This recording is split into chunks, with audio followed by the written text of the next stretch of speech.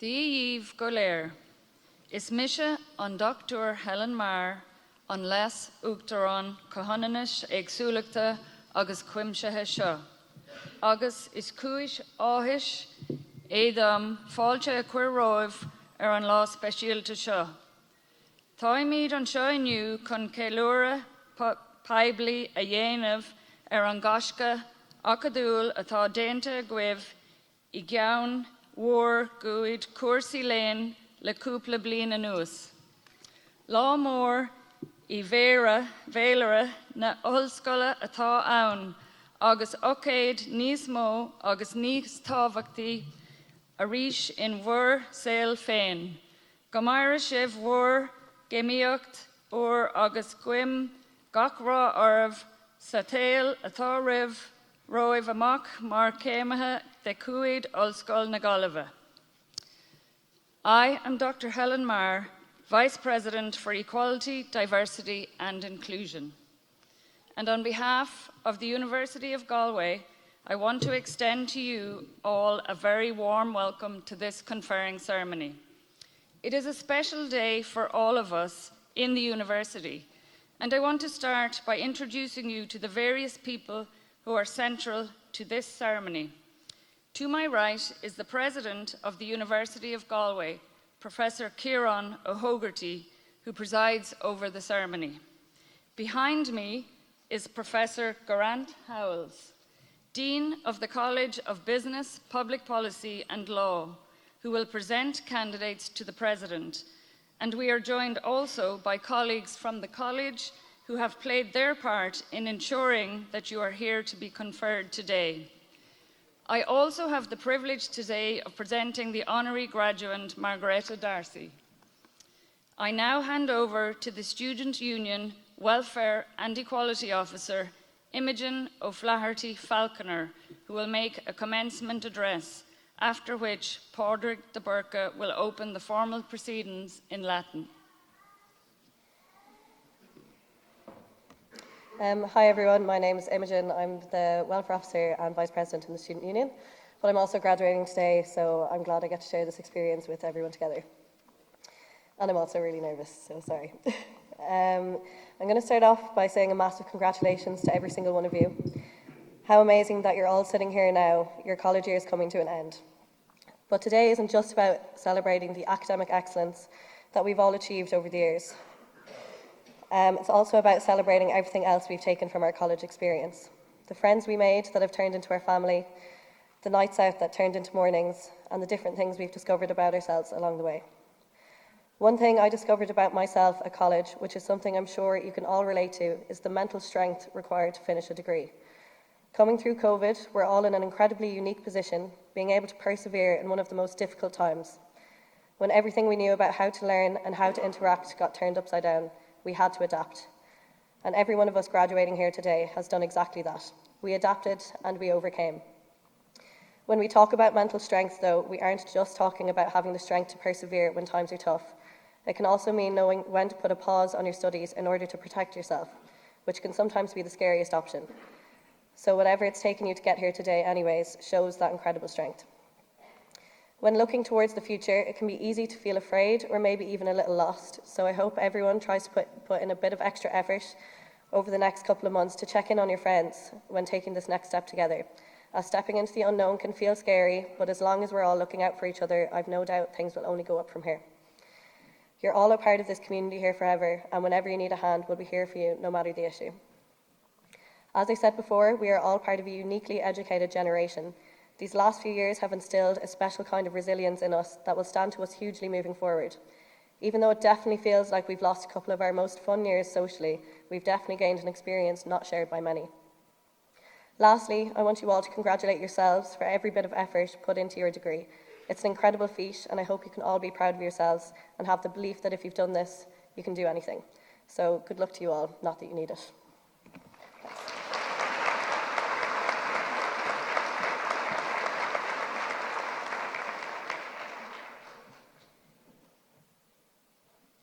Pre honorables preces tot aquae universitas, hac comitia universitariae huda convocata sunt, ut quidem homines ad grados academicos et ad diplomata academica et natantur. A osa esque presentabit, Professor Grant Howells.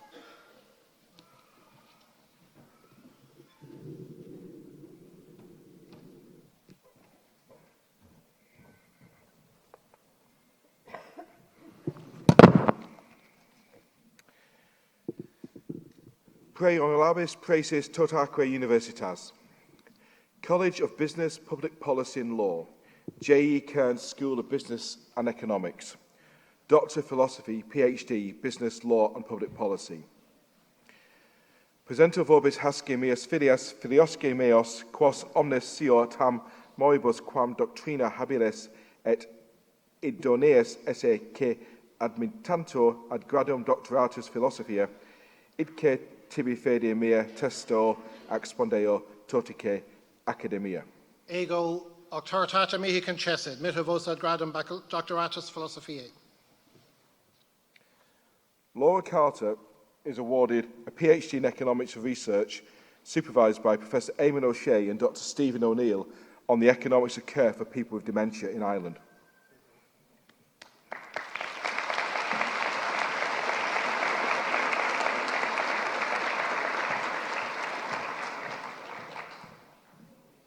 Michael Farrell is awarded a PhD in Accounting and Finance for research supervised by Professor Breda Sweeney on performance measurement systems and business function ambidexterity.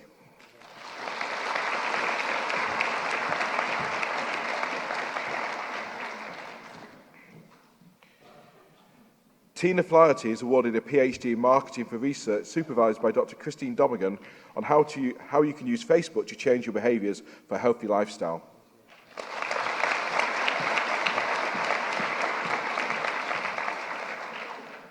Neda Salah Hisandan Nanda is awarded a PhD in Management for Research, supervised by Professor Alma McCarthy on reward management in SMEs and its impact on employees' psychological, contract, motivation and turnover.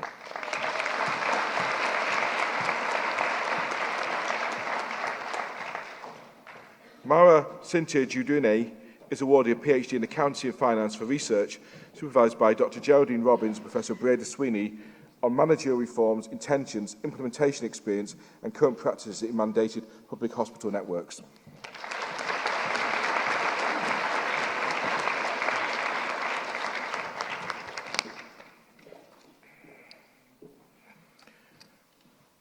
Honours Bachelor of Commerce. Presento vobis hasce meas filias filiosque meos, quos omnes sio tam moribus quam doctrina habiles et idoneus esse qui admittantur ad gradum baccalaureatus mercature honor cursa confecto, idque tibi fide mea testo expondeo totice academia.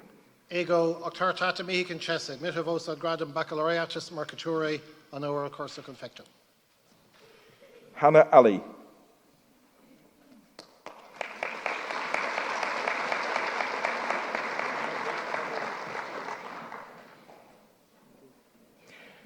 Niall Carey.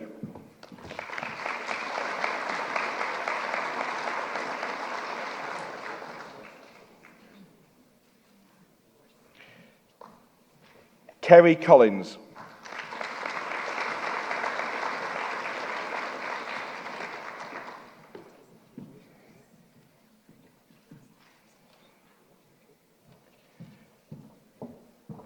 Matthew Alvin Flaherty Daly.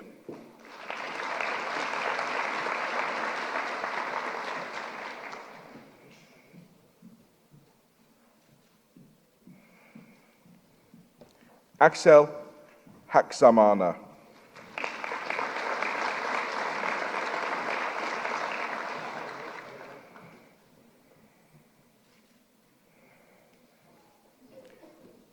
Amy Helibert.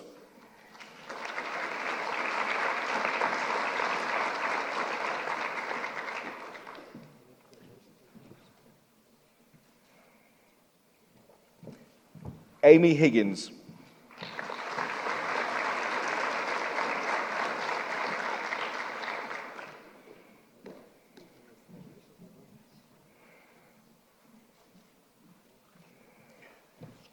Rachel Johnson.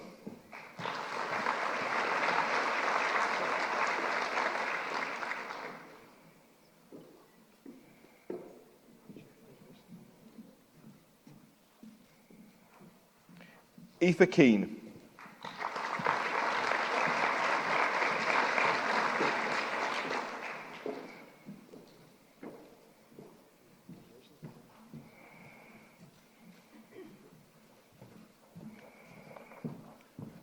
Muhammad Husaifa Khan.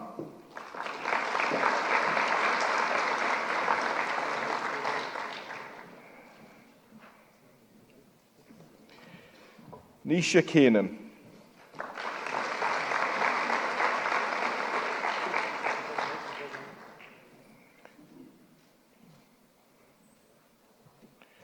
Killian McComb.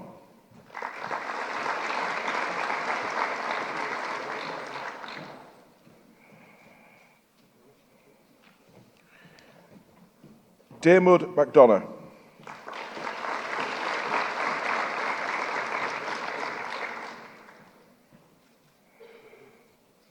Stephen Michael McGuinness.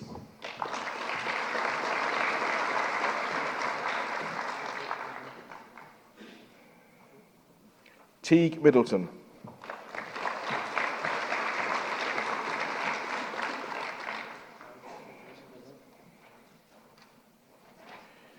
Shifa Malloy.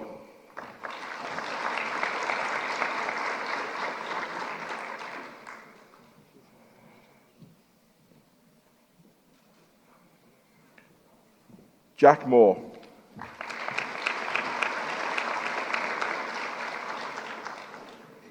Michael Joseph Maloney.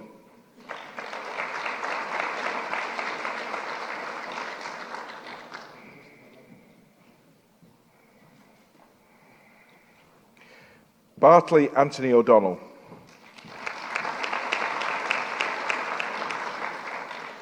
Saoirse Mayer O'Grady.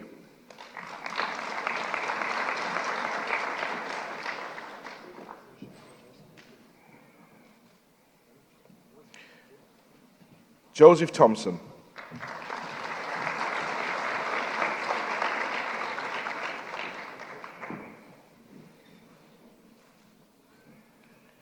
Chloe Tuffy.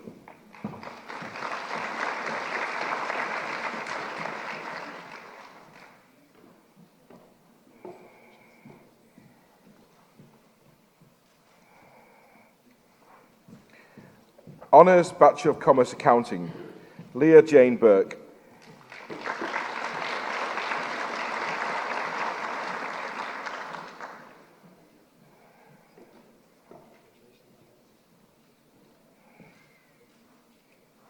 Sarah Hannon.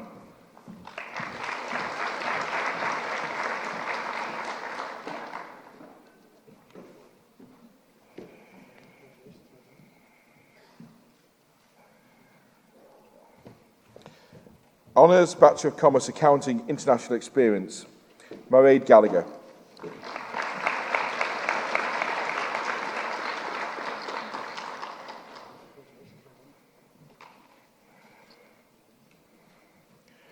Honours Bachelor of Commerce Global Experience, Aisling Bergen.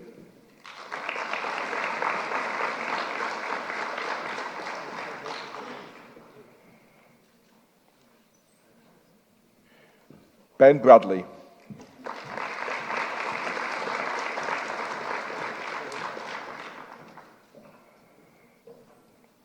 Sean Jean Cahill.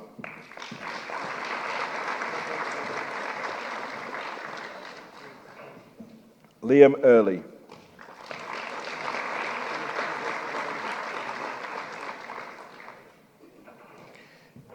Kate Marie Halliday.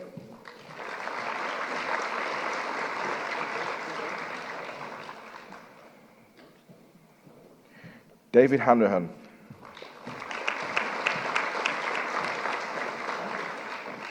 Ailish Hickey.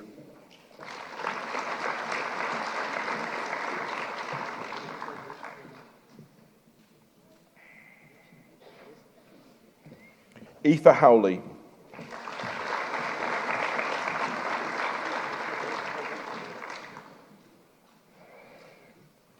Megan Keane.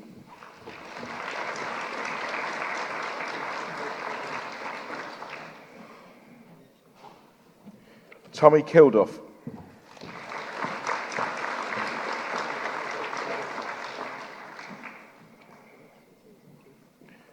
Morris Leahy.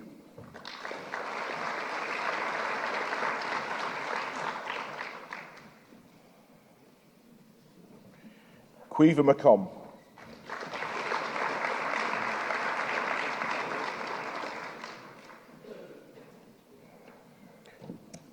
Joseph McDonough.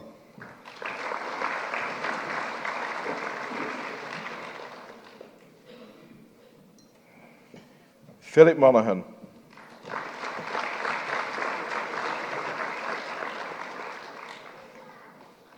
Usheen O'Sullivan.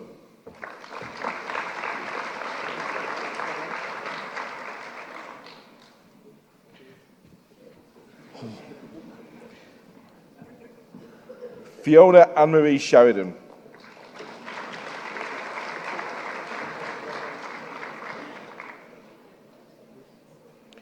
Stefan Madeline Cindy.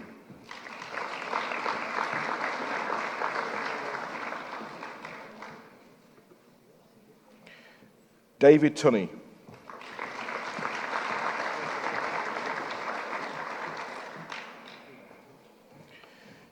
Honours Bachelor of Commerce German, Claire Connery.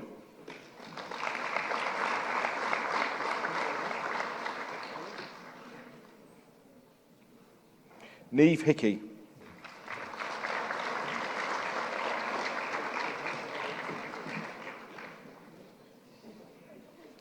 Connor Roach. Karen Ryan.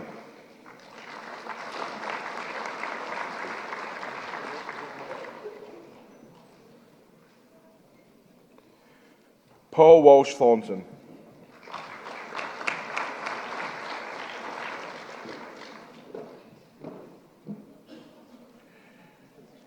Honours Bachelor of Commerce Spanish, Killian Doyle.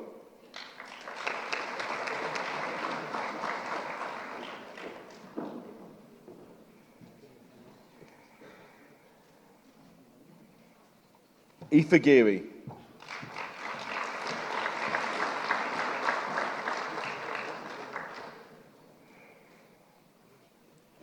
Anna Griffin.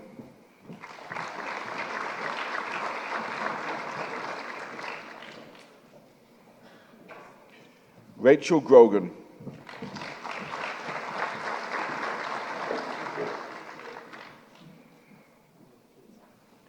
Megan Heher.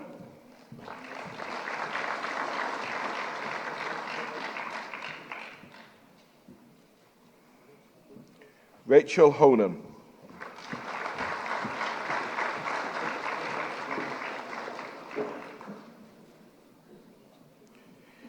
Shifra MacDonald.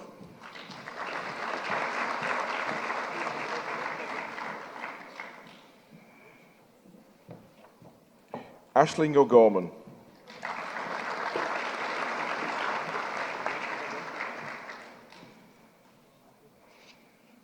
Adam Rooney.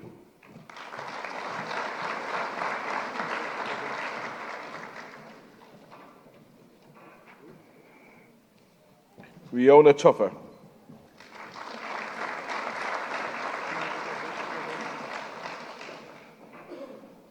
Laura Walsh.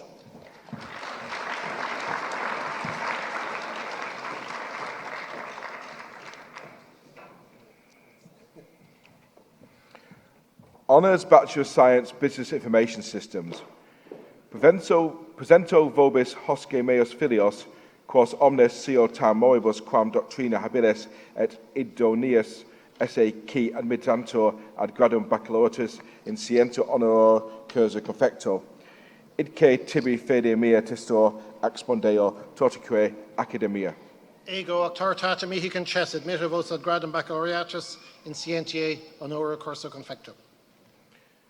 Usheen Lyons.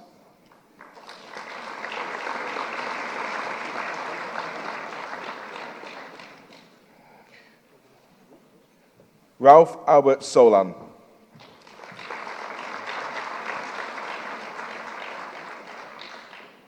Masters of Accountancy. Presento vobis hasce meus filius filiosque meos, quos omnes sio tam moribus quam doctrina habilis et idoneus esse que admittantur ad gradum magisteri in numeratione ike tibi fede mea testo ac spondeo totice academia. Ego auctoritate mihi concessit mitter vos ad gradum magisteri numeratione. Ella Clogger.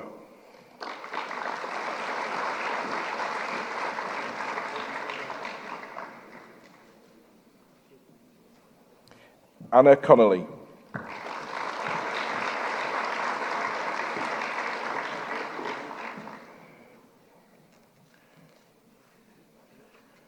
Louise Mary Egan.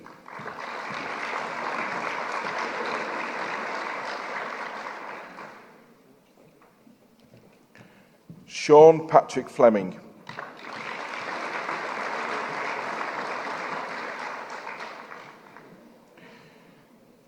Gronya Flynn.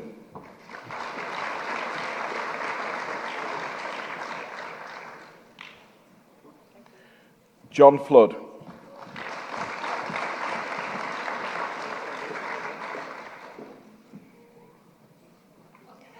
Sean William Gilmore.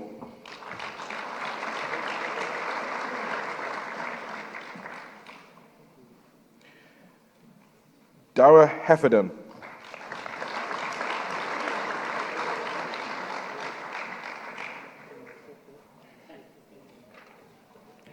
Karen Ann Henry.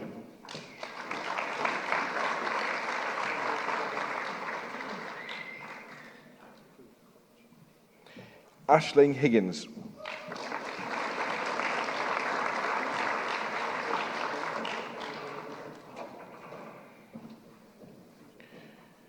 Mary Ellen Halligan.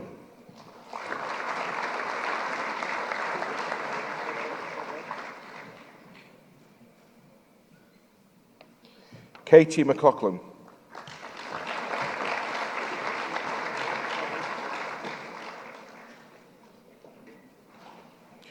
Jack McNeela.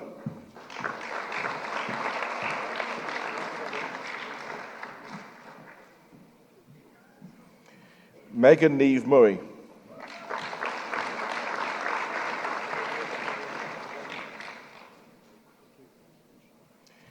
Connor Malone.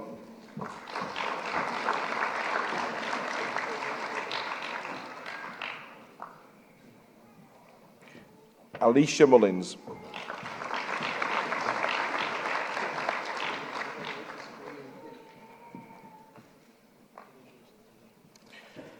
Joseph Nallen.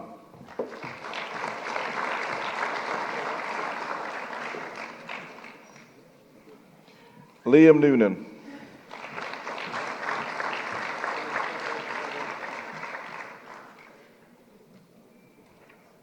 Ava Nee Conlane.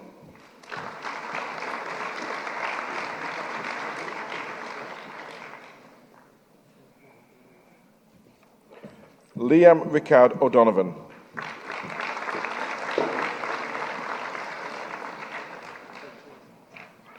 Usheen O'Meara.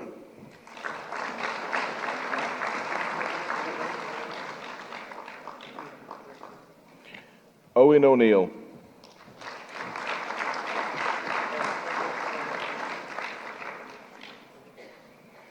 Aoife O'Reilly.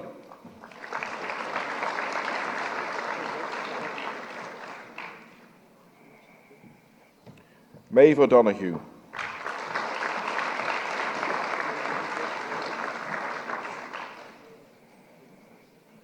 Dara Redmond.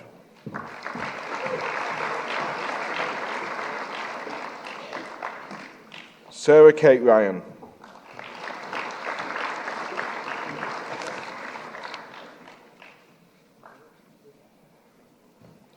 Kira Ann Summers.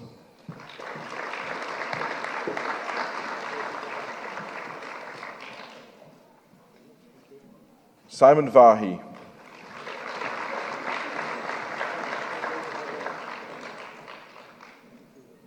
Emma Ward.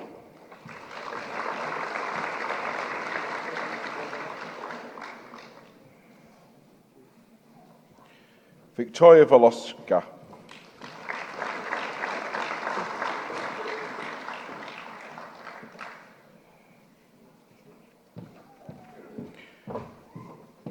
Masters of Business Administration. Presento vobis hasce meas filius filiosque meos, quos omnes sio tam moribus quam doctrina habilis et idoneos esse que admittantur ad gradum magisteri in negotis administrantis idque tibi fede mea testo expondeo totice academia. Ego octartahimi concessit, mitter vos ad gradum magisteri in negociat administrantis. Angela Odrin Aphibi.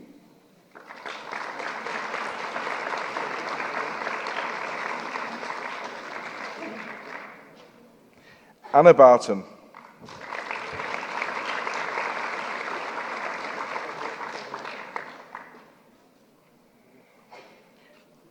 David Patrick Collins.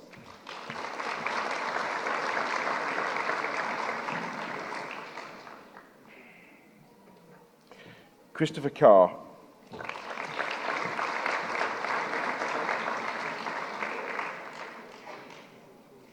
David Collins.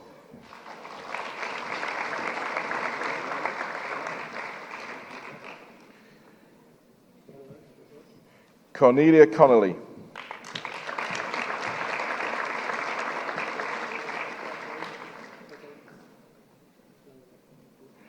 Derek Curran.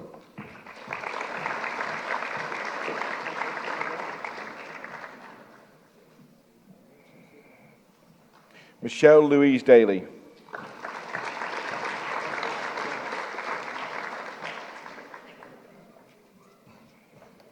Evelyn Doyle.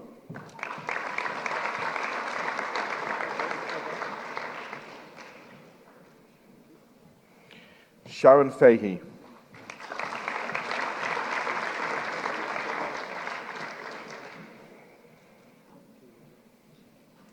Russell John Greeny.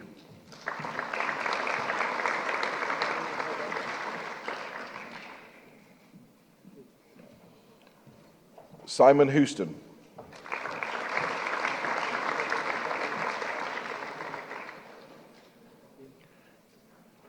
Niall Lyons.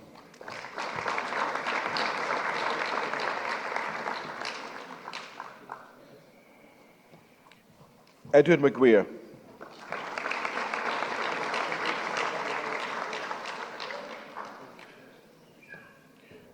Brendan Moore.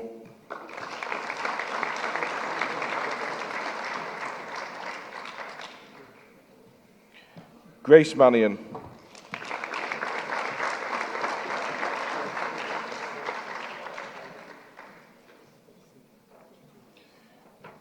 Paul McNulty.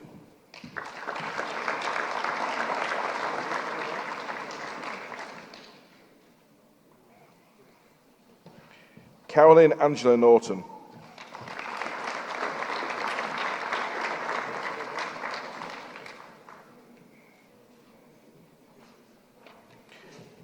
Liam Nelson.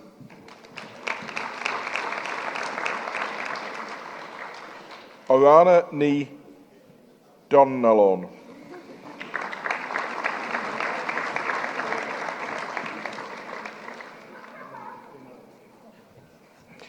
Derek Timothy O'Keefe.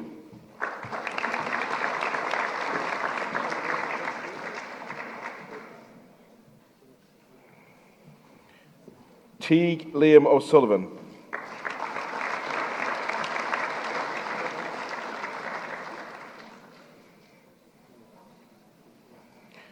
Fergal O'Callaghan.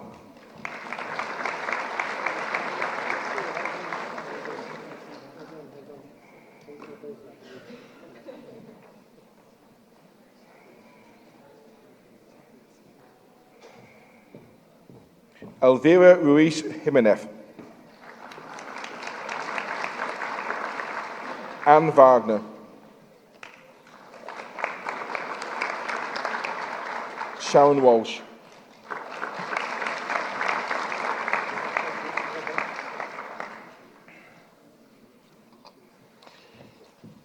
Master of Economic Science, International Finance. Presento vobis hasce meas filius filiosque meos, quos omnes sio tam moribus quam doctrina habilis et idoneus esse que adventantur ad gradum magisteria in sciente economica idque tibi fede mea testor expondeo totice academia. Ego octortata mihi concessit mitra vosa gradum magisteri in scientia economica. Swati Ambeka.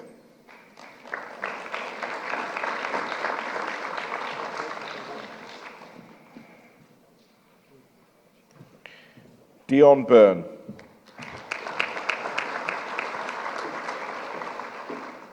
Kevin Carlane.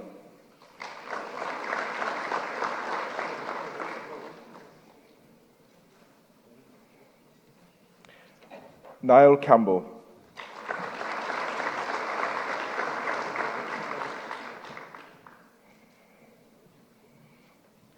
David Cleary.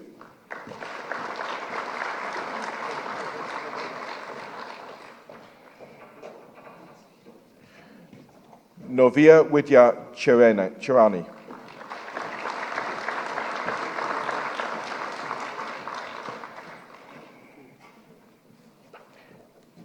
Ariv Chowdhury. Kian John James Durkin.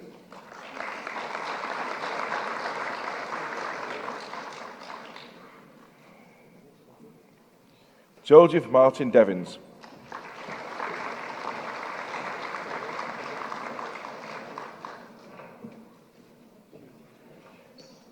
Con Gallagher.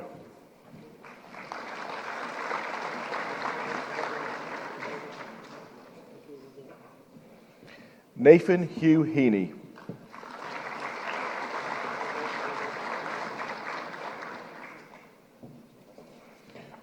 Macdara Heaney.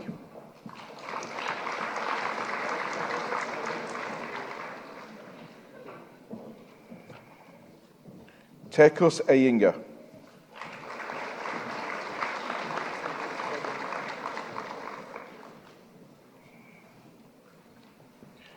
Ryan Kearney.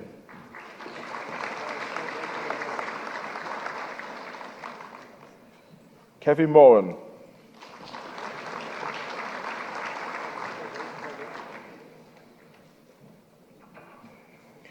Jack McInerney.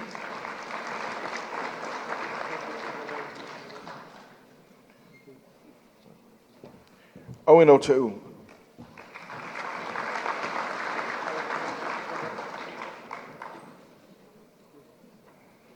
Jack Scannell.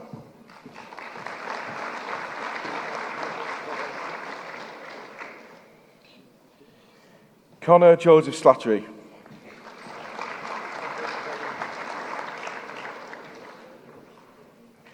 Jason Sherlock.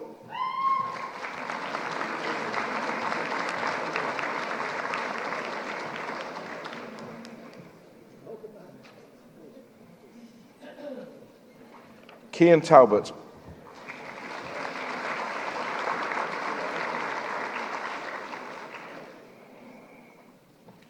Anko Thacker.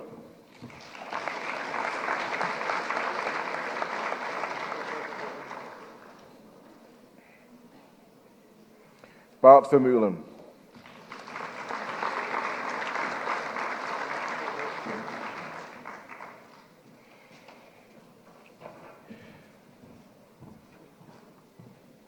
Master of Science in Aging and Public Policy. Vento vobis hasce meus filius filiosque meos, quos omnes sio tam moribus quam doctrina habilis et idoneus esse que adventantur ad gradum magisteria scientia, idque tibi fide mea testo expondeo totice academia. Ego octortata mihi concessit mitra vosa gradum magisteri scientiae. Alexandra Ruth Cranmer Bing.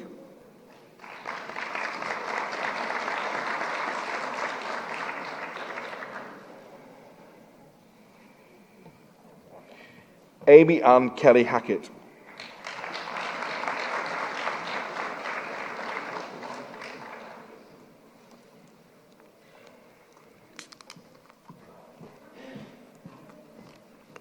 Master of Science in Business Analytics. Ukangshu.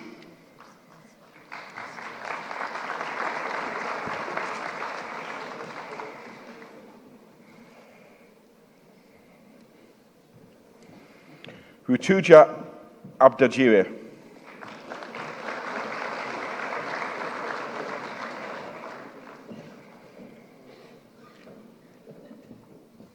Amjun Agawal.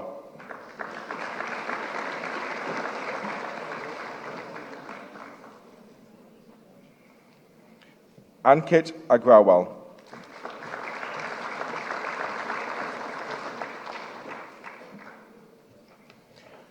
Mohammed Al-Sharini.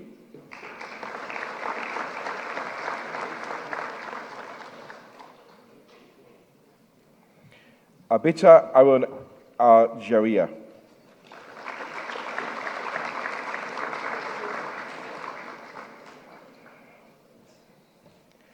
Aditya Tejraj Asnani.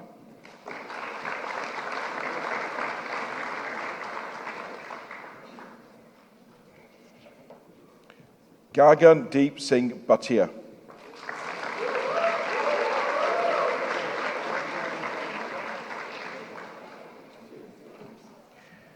Sagar Mohan Singh Bangari.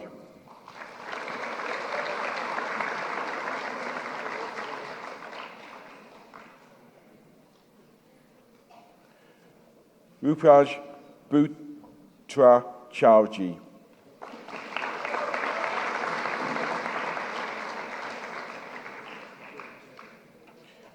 Pooja Bhuta Chalya.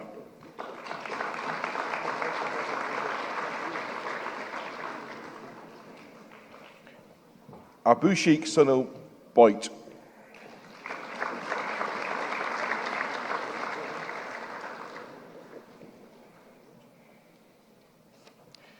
Kavana Bidrahali Chana Keshava.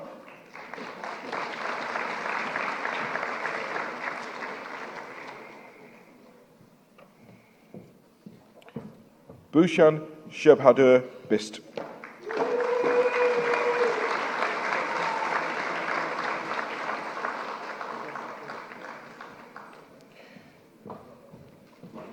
Kishori Budan Ahali.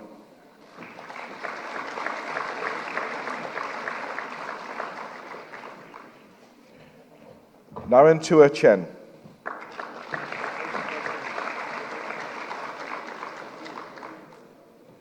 Saoirse Conroy.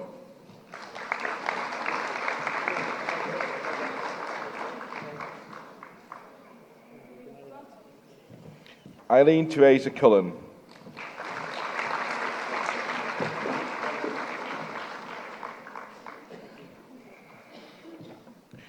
Chaitanya Chandrasaka.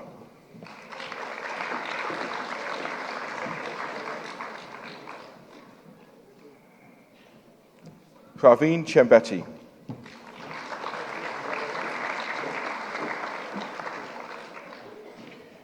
Shalini Cherakat.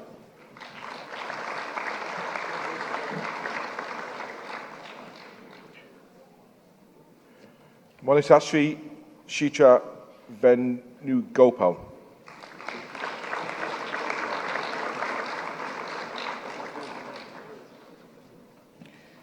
Piyush Chowdhury.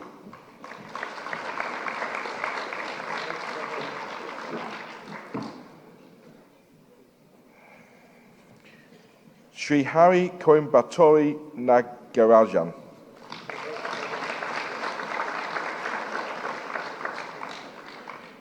Ketan Sanjay Damakale.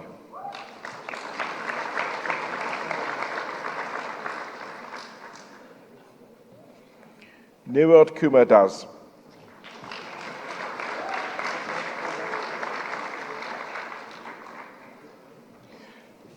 Prajakta Dantali.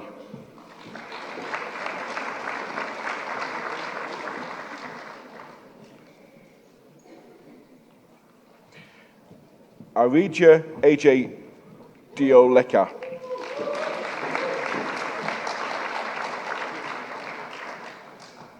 Neil Doctier.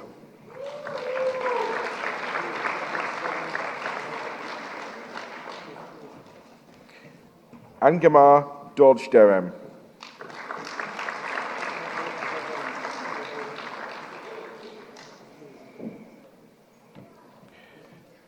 Yash J. Kumar Dugad.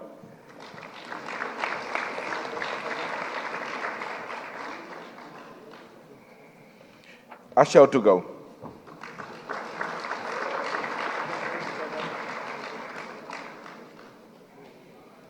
Prasad Ekal.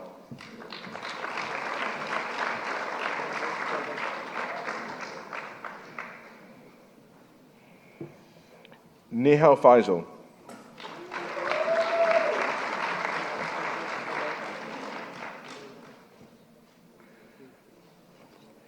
Daniel Flanagan.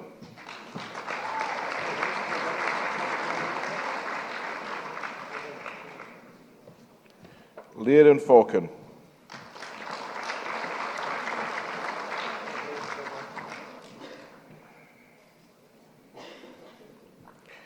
Jishi Fu. Astrid Ferreira.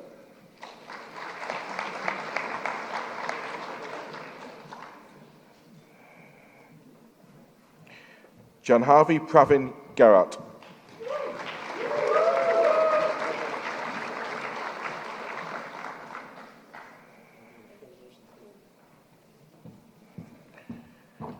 Shriki Gaiwad.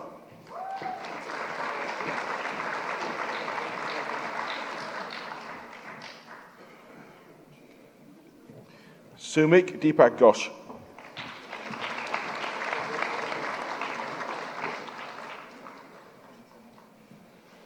Shruti Goswami.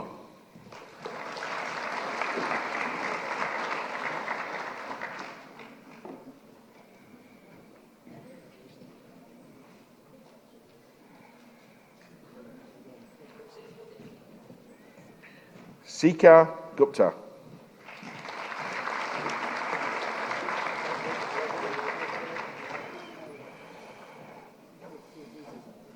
Monica Gupta.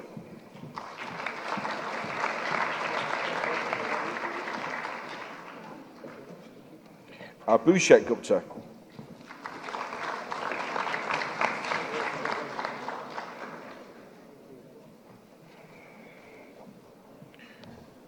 Srisha Hanumanta Rao.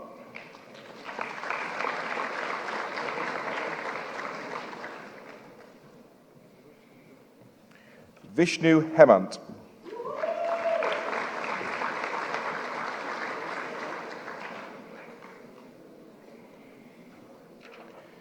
Priyanka Hogle.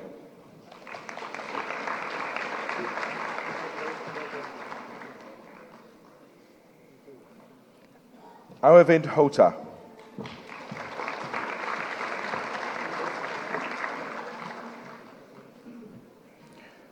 Mohammed Hussein Siddiqui.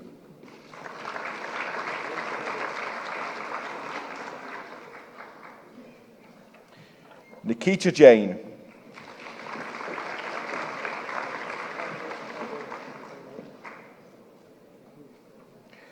Devansh Kedia.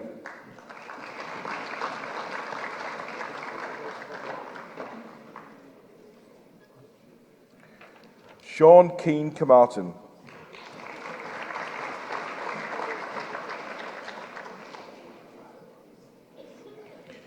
Shikhar Kumar.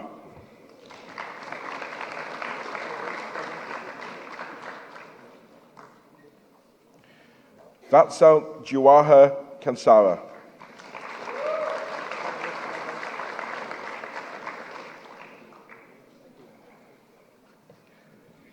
Malavika Sabil Karunan.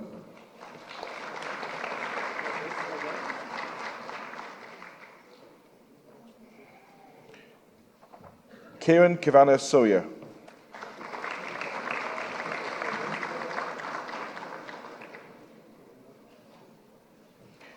Alanka Kerr.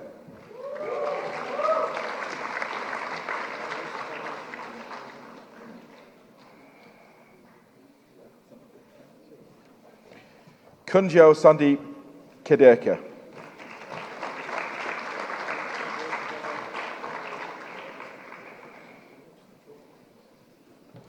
Kumar Krishanu.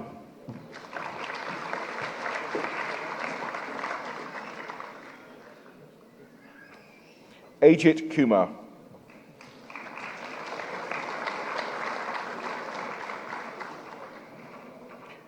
Neha Kumari.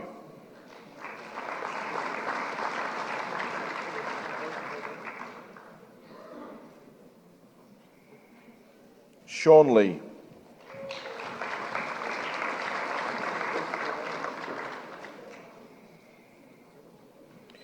Leander Leto.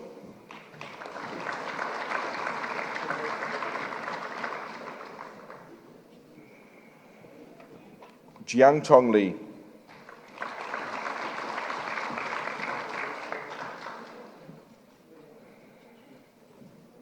Deirdre Ann Moran.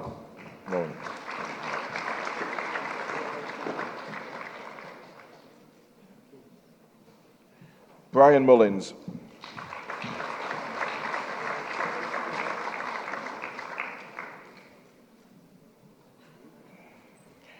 Sai Kiran Malapeti.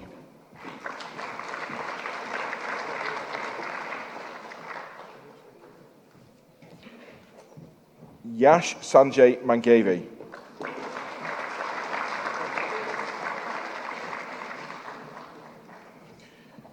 Darsh Martor.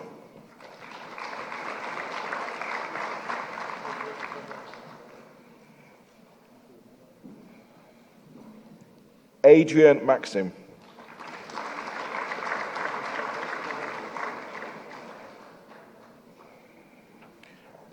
Kunal AJ Mehta.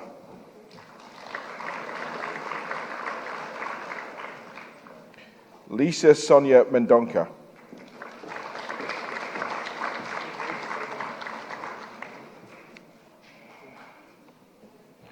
Rahul Mohanan Menon.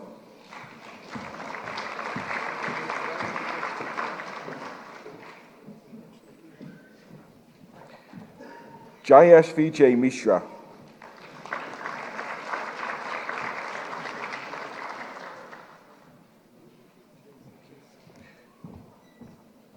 Pavifa Moragandanam.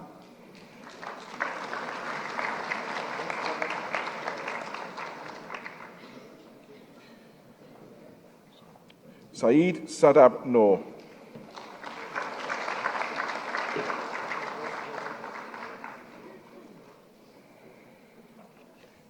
Anish Nair.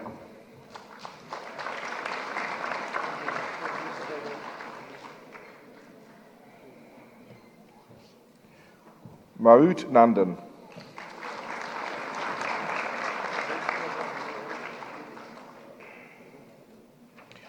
Darren O'Connor.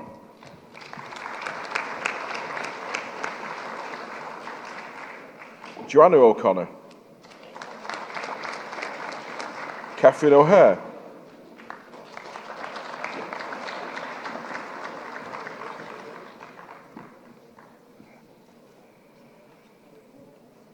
Liam O'Shea.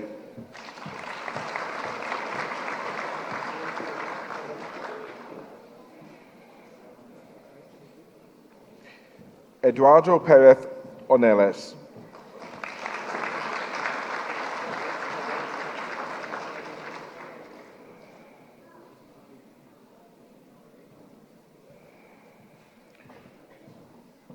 Kaushik Pon Velaj.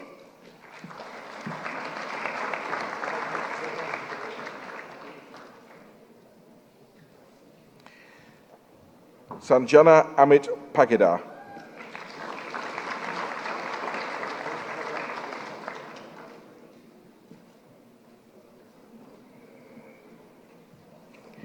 Divya Paliwal.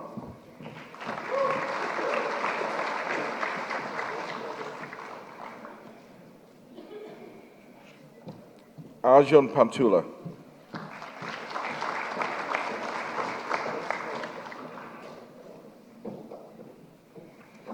Hetal Patel.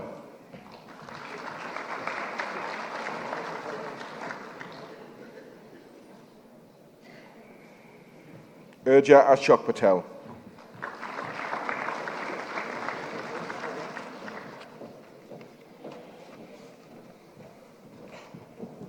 Abhishek Mandukar Patel.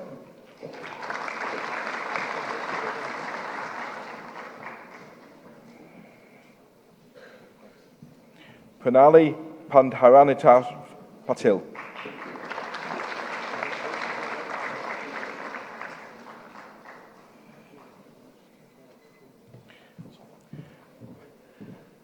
Harsh Patwari.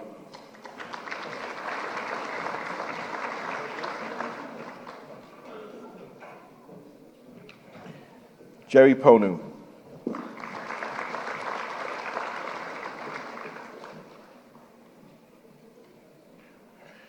Prajwal Prasad.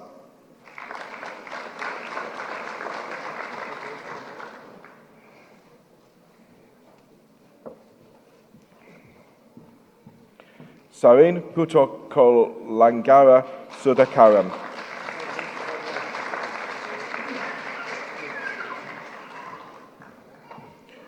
Amoy Morali Rao.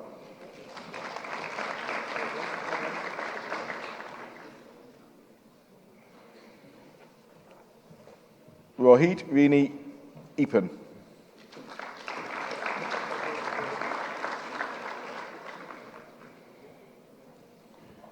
Divarka Raja.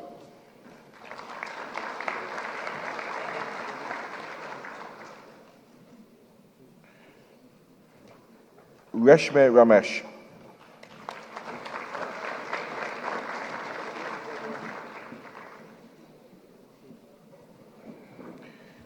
Inshita Owat.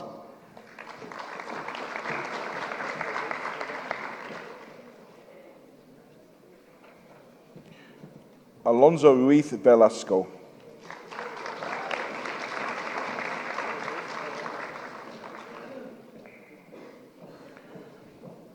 Rutwik Sa Deshmukh.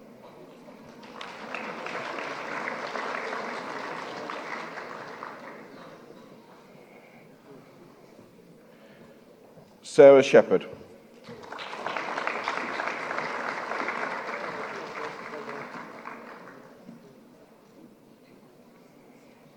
Amit Singh.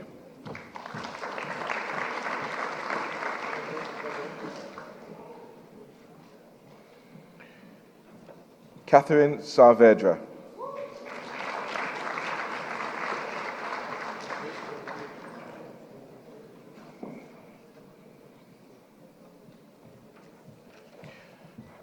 Harsha Kanayal Sakdev.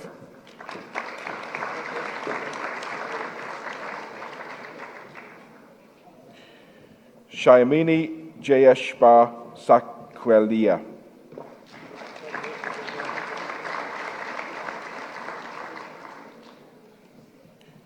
Aditya Sharma.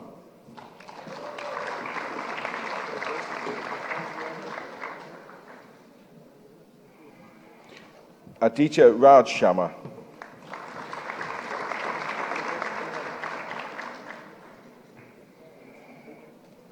Derry Sharma.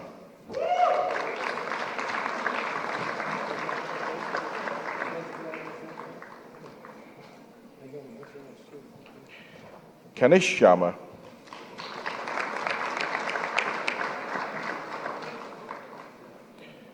Pragya Ramashan Sharma.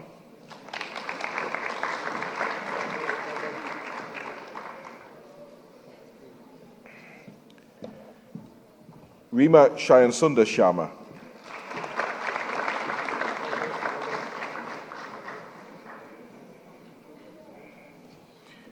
Satyam Shashwat.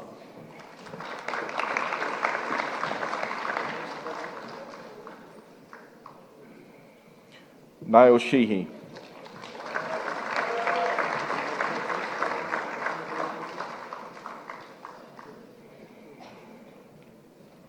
Vimal Shetty.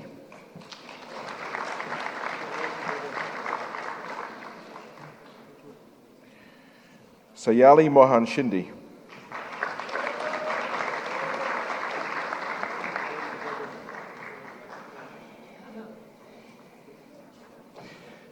Mansi Singh.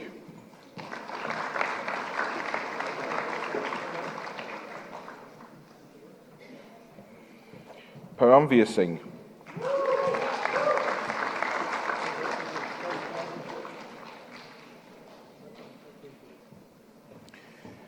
Jakil Christian Souza.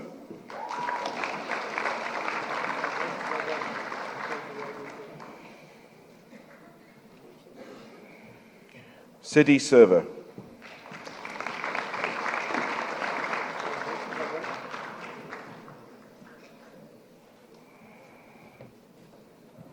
Ukshu Surawanshi.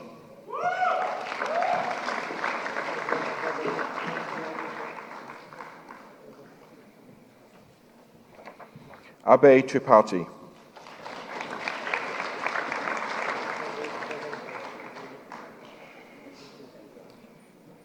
Priyank Tripathi.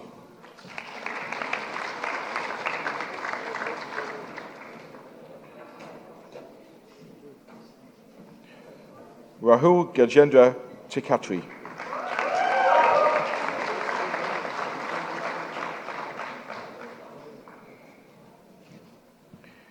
Priya Tiwari.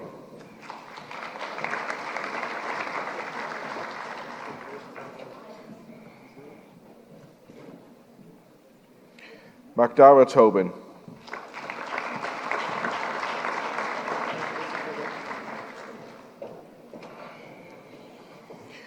Michelle Tolan.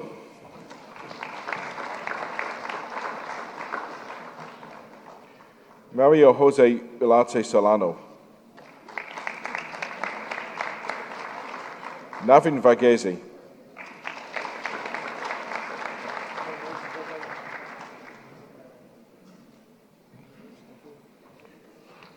Kushik Vasudevan.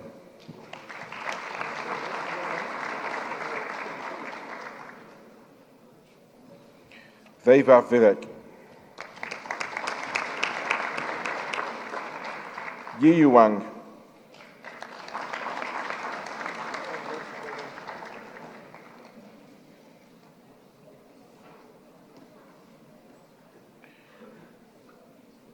Kong Wang.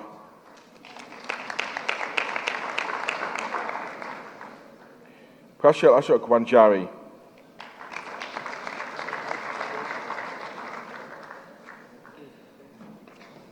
Jiawen Zhang.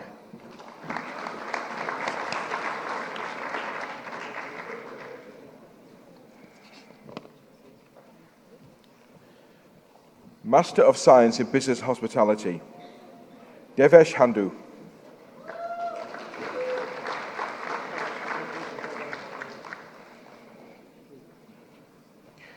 Jason Hegarty.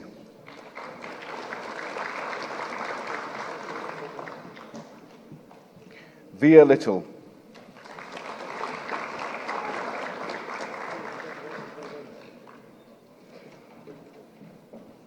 Rohan Beji Matthew.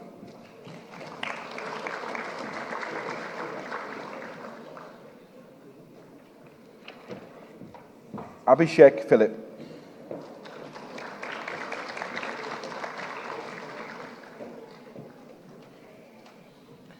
Sabita Sapkota.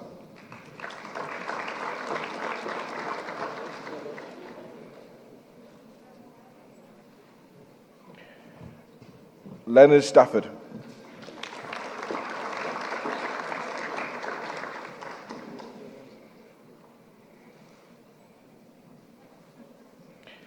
Ping Wang.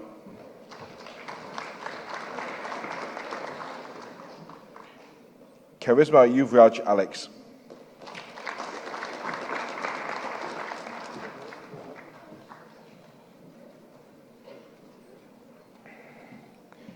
Master of Science in Corporate Finance,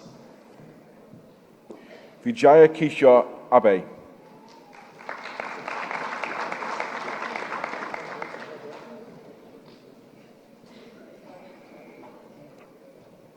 Majd Abu Hassoun.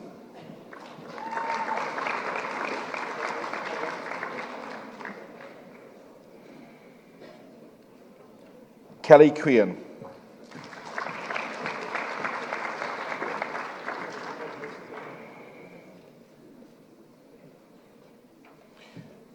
Shivani Sherlin De Silva.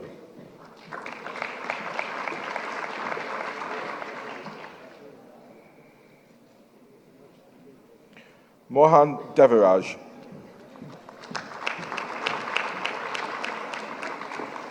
Sharon Donahoe.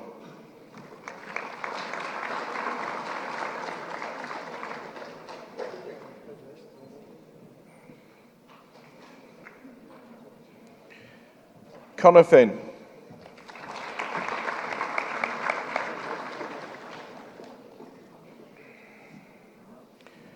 Usheen Flaherty.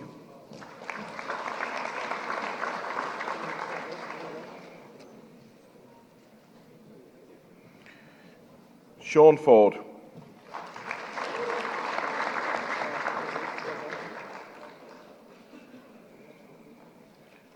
Lucas Gonzalez.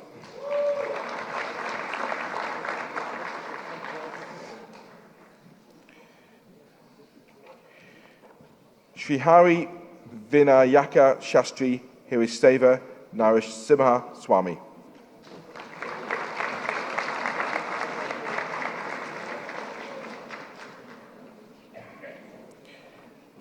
Janvi AJ Kandagali.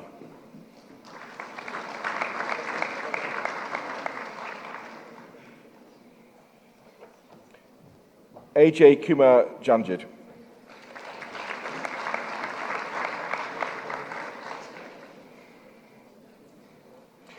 Mark Brennan McDermott.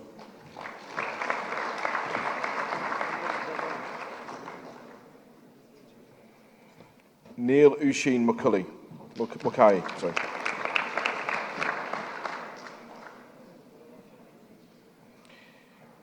Hiral Mehta.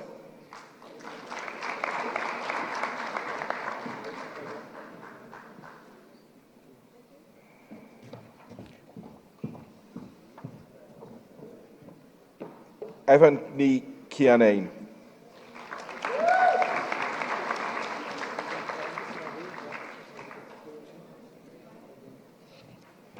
Peter O'Donnell.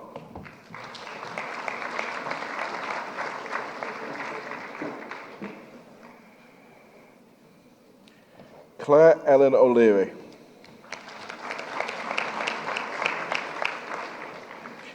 Rebecca Caitlin O'Neill.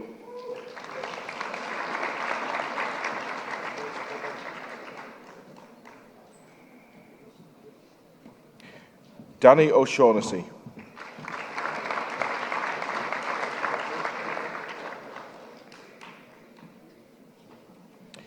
Gideon Olonuga.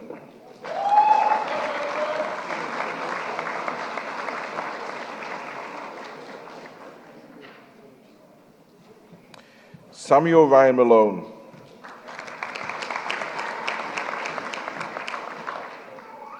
Avijit Roy. Aria Santos.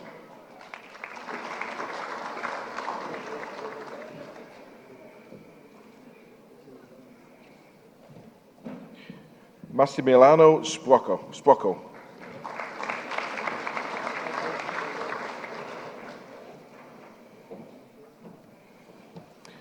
Harshil Chetan Shah.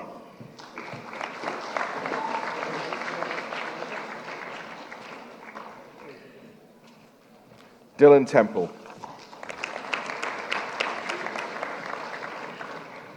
Laura Ward. Ming Zhong. Postgraduate Diploma in Business and Hospitality. Presento vobis hunc meum filium, quem sio tam moribus quam doctrina habilem et idoneum esse que admittantur ad diploma post baccalatorium in negotio et hospitalite, idque tibi fede mea testa expondeo tortica academia. Ego octartahem mea concessa, et niterte diploma post baccalaureatum in negotio et hospitality. James Murphy.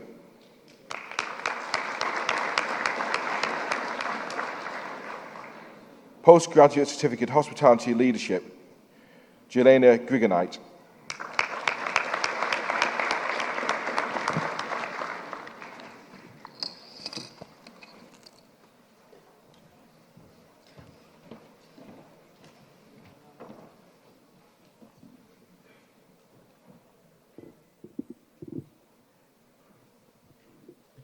Pre honorables preses, totaque universitas, ac comitia universitaria hoda convocata sunt, ut quidem homines, maxime exime ad gradus academicos honoris causa admittantur. Doctorus in utroque Jureg Tam Civilia Quanum Canonico Honoris Causa. Dr. Helen Maher, Presentabit, Margarita Darcy.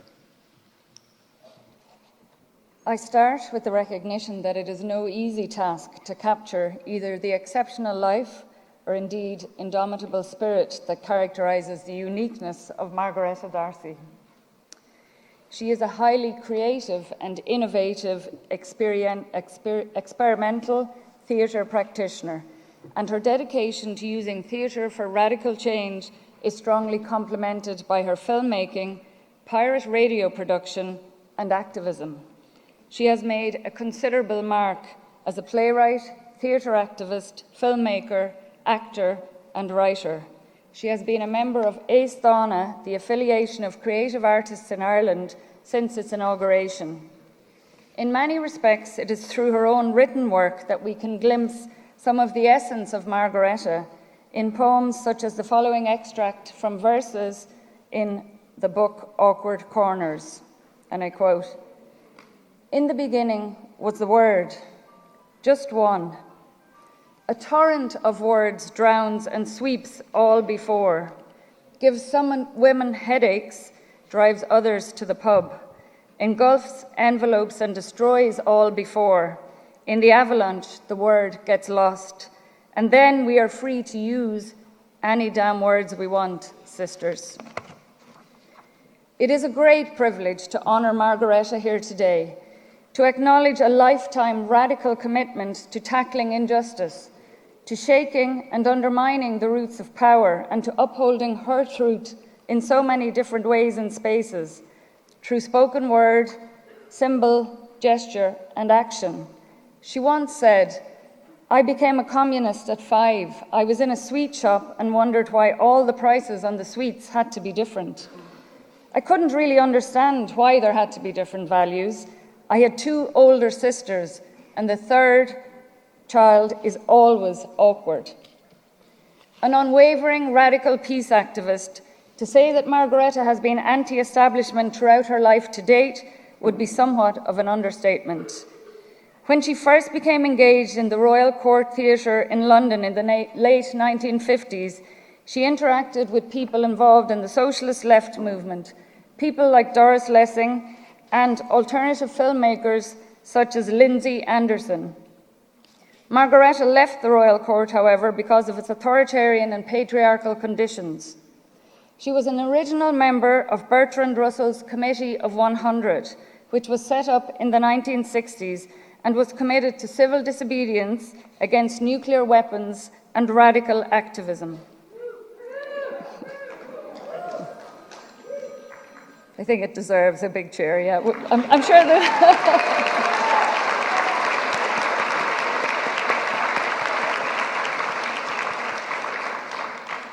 Really, we're just getting started. There's a way to go still.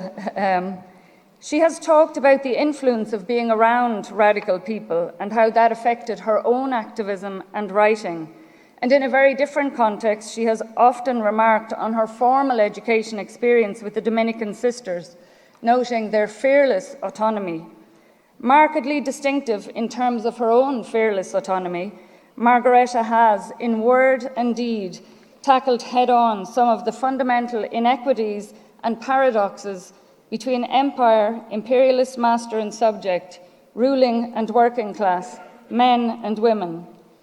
Reflecting on Margareta's many collaborations, it is critical to highlight over 50 years of partnership with her late husband, John Arden.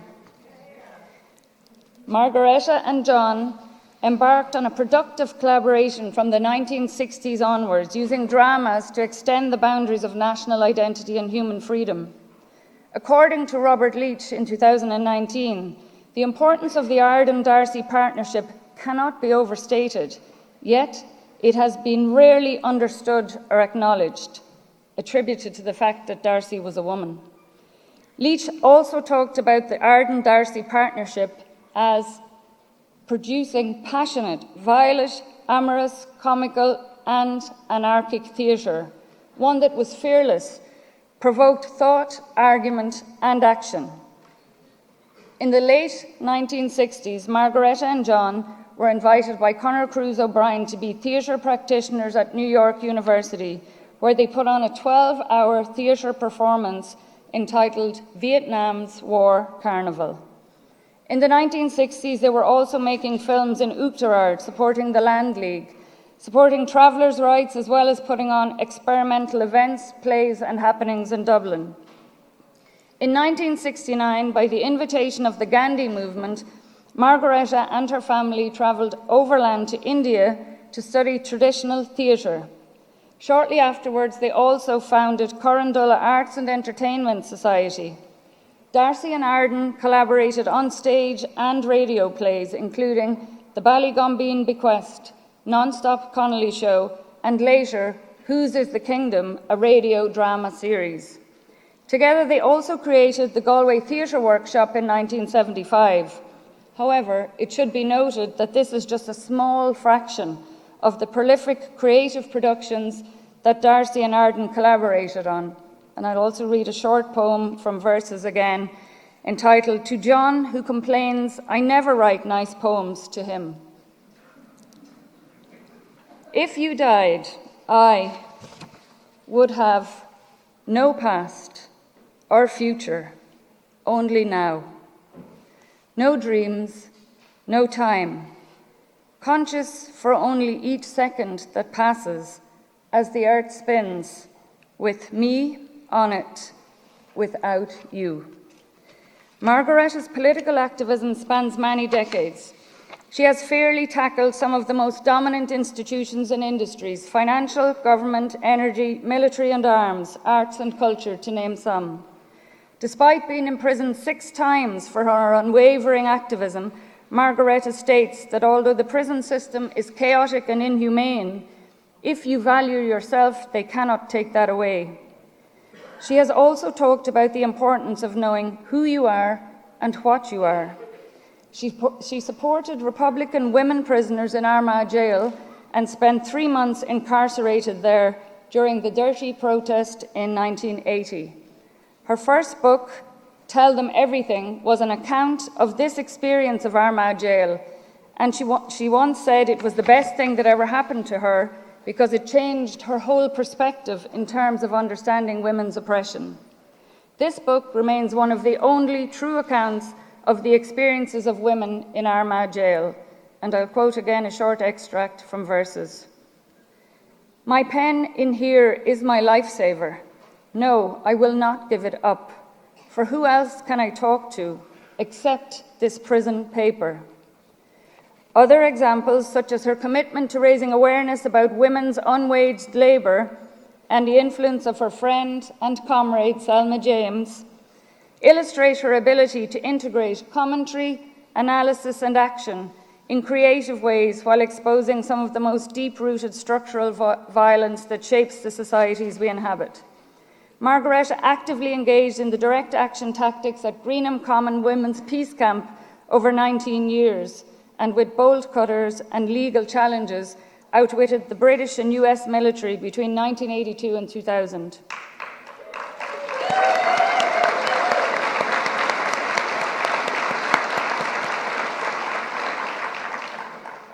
She was also involved in Dúchnas na Saoirse, Artists for Freedom. She was a founder member of Women in Media and Entertainment in the early 1980s. She also set up her own women's community pirate radio station, Radio Pirate Women, in 1990, hosted from her house, which campaigned against state censorship. She later participated in the International Platform for Action on Gender Equality at Beijing in 1995. Margareta was involved in Raging Granny's Galway street performances and campaigned with the Global Women's Strike for recognition of women's unwaged work. Margareta is the author of several books, including Ireland's Guantanamo Granny, Galway's Pirate Women, Loose Theatre, Tell Them Everything, and Awkward Corners with John Arden. Her films include A Maverick Islander, winner of the Spirit of the Festival Award at the Indie Cork Festival, Achill Unhinged, Circus Exposé of the New Cultural Church, Welcome to Our World, Shell Hell, Yellowgate Women, and Big Plane, Small Acts, which received the Audience Award at Galway Film Fleadh. And again, I'll read a short poem from Verses. If I were to write a poem, what would I say about the condition of the human race? John Berger says that only the poem now can speak the truth. Poetry speaks the immediate wound. The future cannot be trusted. The moment of truth is now. Over the past 2 decades, Margaretta has also been engaged in direct action and protest in the Shell to Sea campaign and the movement against the use of Shannon Airport by the US military during the wars in Iraq and in Syria, particularly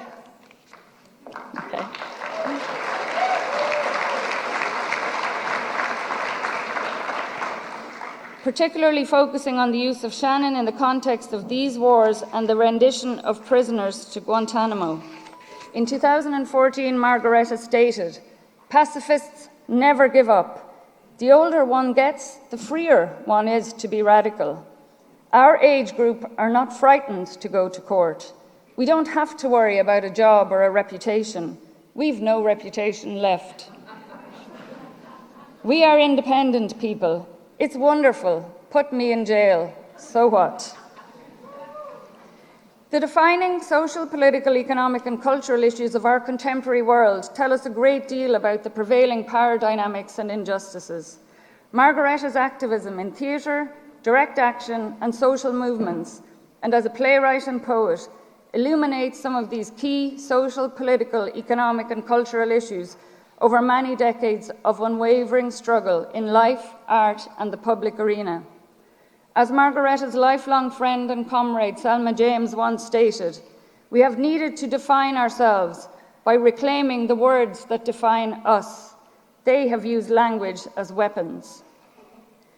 There are many that owe a depth of gratitude to Margaretta for shining a spotlight on the injustices of our world, for her courage and steadfast conviction, for embodying the true essence of praxis, and for her exceptional ability to use words, symbol, and action as weapons for the enrichment of humanity. Margaretta D'Arcy, an activist with a way of seeing and writing the world that is unsettling, uncomfortable, unrepentant, and continually questioning. We look forward to hearing what she says and does over the next decade.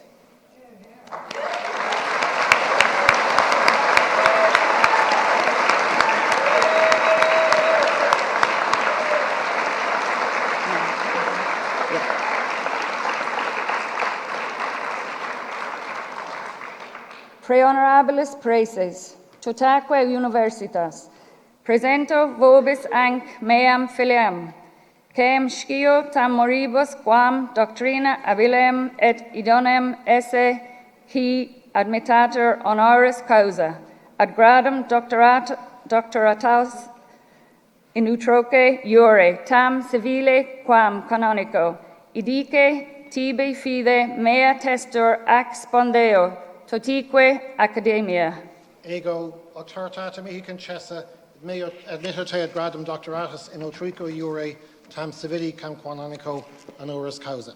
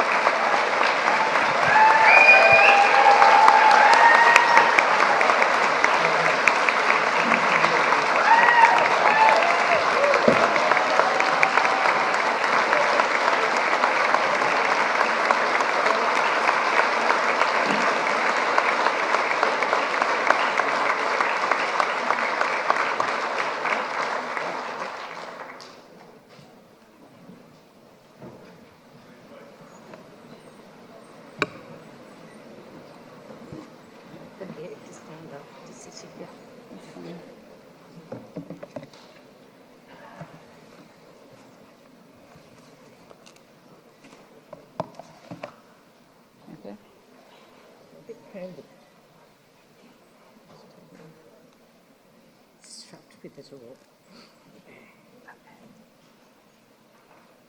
Take it away.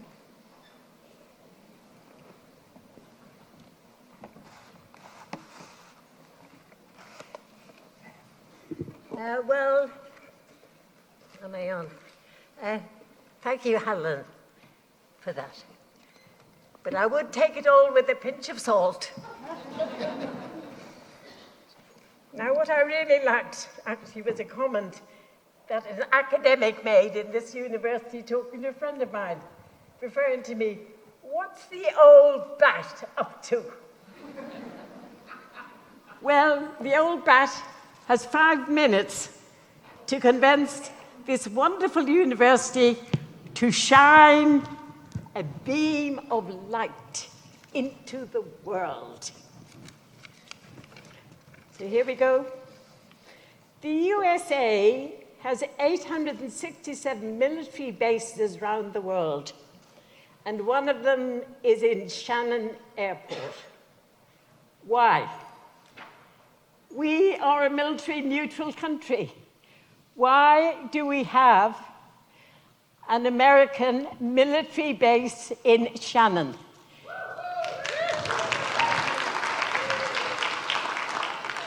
So looking at you all, and you all look so beautiful, and especially the women with their marvelous shoes. Surely some of you can get together and challenge this US base at Shannon.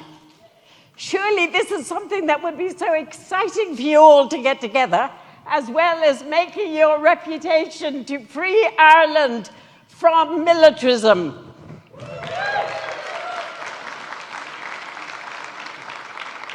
Putin's arguments that NATO expansion over decades has threatened Russian security.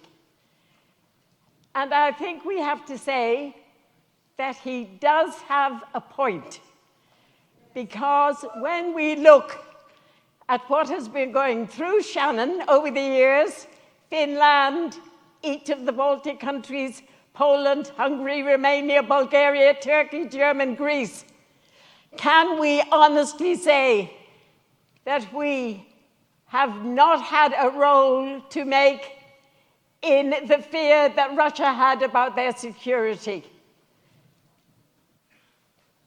Now, on the question of human rights, and I'm quite sure that some of you will know this name, Murat Kandaz. He was born in Germany. He was a legal German resident. At the age of 19, he traveled from Germany to Pakistan. He spent the next 2 months as a Muslim pilgrim. In December 2001, while Kandaz was on a bus to the airport to return to Germany, Pakistani police at a checkpoint detained him. The United States had distributed flyers there and in Pakistan, promising enough money to take care of your family, your village, your tribe for the rest of your life as a bounty for suspected terrorists. So, one of the villagers told the authorities that Kandaz was a terrorist and was given $3,000 in return. Now, what I would like to know, did that villager, did he ever get his $3,000? I would very much doubt that he did. And maybe one of the legal people here could actually find out who was the one who got the $3,000. Now, I met him at Shannon. Shannon Vigil's very interesting place. You meet all kinds of exciting people there. And I would advise you definitely to go there. I met him there when he was touring the country with his book, 5 years of my life. And I spoke with him. And it's his mother who is an ordinary homemaker, unwaged. She was the one who fought tooth and nail to find out where he was, Then she went to a German lawyer, who then went to an American lawyer, and was finally able to get him out. Now, this is a very interesting case, and I really advise you all to actually follow up the case. But the atrocity of this case is, I'm sorry, I don't want to really get angry, because my mouth will get dry. So there was evidence that the plane carrying Murat to Guantanamo refueled at Shannon Airport. And what did the Irish government do? They denied it. So that when we have the human rights, we do not know how many prisoners were brought through Shannon. Now, once again, I'm appealing to you legal people. Let's look at all these things, find the facts, because I'm telling you that if we could crack this American base and get rid of it from our country, you would become a hero. Now, I'm always interested in sound bites. So here's a gorgeous one from the New York Times. Deceit thickens war's fog. Ukraine and Russia deploy confusion and mind games as readily as weapons. Paul Murphy, TD, who I'm sure you all know, he's kind of one of the unmentionables, according to Varadkar. We live in a world of slavery culture. I think that's pretty good, isn't it? We live in a world of slavery culture. Now, it's for you to debate amongst yourselves, do we live in a world of slavery culture? What he also says, whilst we proclaim our neutrality, the game is using Putin to erode our neutrality and get us into NATO. So we know NATO and neutrality is mentioned quite a bit. So there was a very interesting forum at Azure, Are Ireland's views on neutrality and NATO changing? Now, there seems to be this new whole concept, which is behaviorists,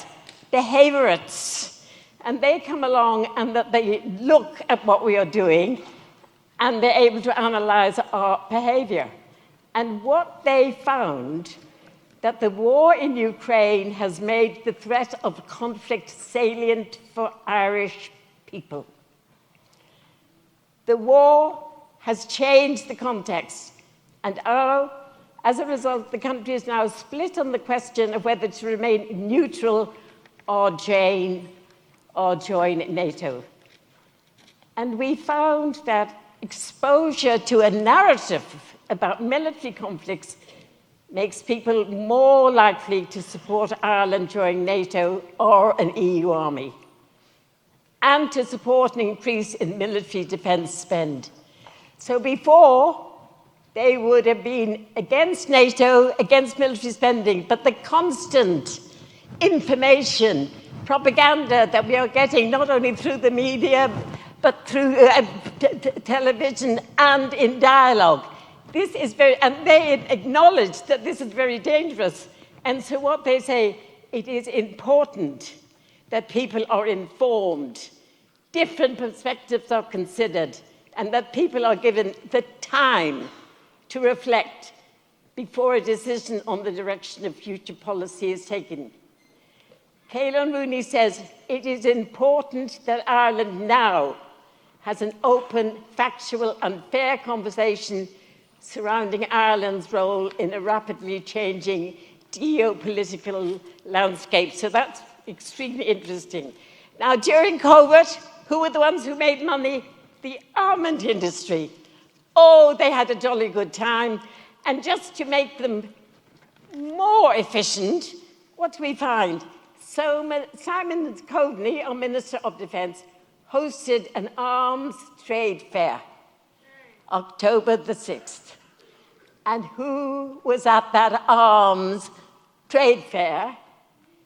6 universities: Maynooth, UCD, TCD, Limerick, and South East Technological University, hoping, I suppose, to get funds and grants. Now, why Galway wasn't invited and why Cork wasn't invited, I don't know. I mean, there must be some kind of subversiveness taking place in this university that you weren't invited. The event was in support of Irish companies. Now, this is what Taoiseach says, and please listen carefully because there's always a subtext. Supporting Irish research and enterprise in accessing funding and in exploiting opportunities in capable development in the security and defence domain, and participation by such entities in such research and development opportunities does not compromise Ireland's traditional policy of military neutralities. These initiatives do not involve Ireland becoming a member of a military alliance, nor a participant in any defence arrangements. So he says, I am satisfied this event was consistent with Ireland's foreign policy, including our participation in the EU's common security and defence policy and our traditional policy of military neutrality. Now, on the whole business of EU's common security and defence policy is that the behaviouralists found that nobody the hell knew what it was. And does the Taoiseach know what it was? Most probably he does not. So here we come again. Peace. The word peace now is a dirty word. Remember what happened to Sabina Higgins when she wrote her letter to the Irish Times? This is surely a moment of moral choice. Concerned people of the world anxious to live together in peace and sustainability must demand that this war be brought to an end so that lives are saved and there's a lessening of the suffering and the reconstruction of lives and livelihoods can begin. Our choice is to let the conflict go on and the killing go on with thousands more soldiers, young men and women in their prime dying on the front line. And what do we find is that the Irish Independent attacks Sabina Higgins' letter. And who are the ones behind the attacks? Apparently, the echelon of academics. Now, who are they? Is there a secret mullah cabal inside the universities? And, of course, what they did was attack Michael D. Always attack the husband if the wife does something. Attack Michael D. for not gagging his wife. Gagging, to my mind, is a modern version of witch burning. And we have to be careful of these mullahs and find out who they are. We have no balance in the media at the moment. There's no mention of the peace movement in this country. No mention of people like Francis T. Skeffington, 1916, who was shot and assassinated by the British. He was a pacifist. And no mention of a very good friend of my family's called Louis Bennett, who is a most extraordinary woman. And she has said this: war was necessarily bound up with the destruction of feminism.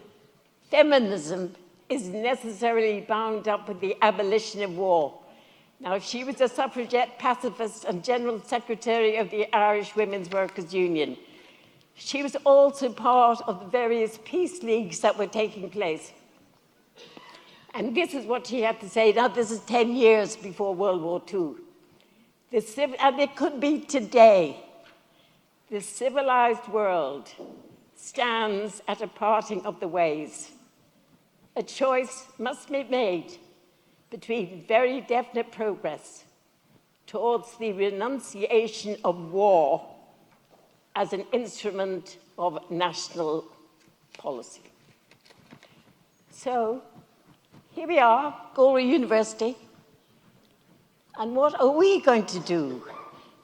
What choices are we going to make? So I said at the beginning I was going to commence this wonderful university to shine a beam of light in the world and on this planet of ours. Now, we have moved forward. We are slowly evolving to a better world and to a better understanding of what's happening.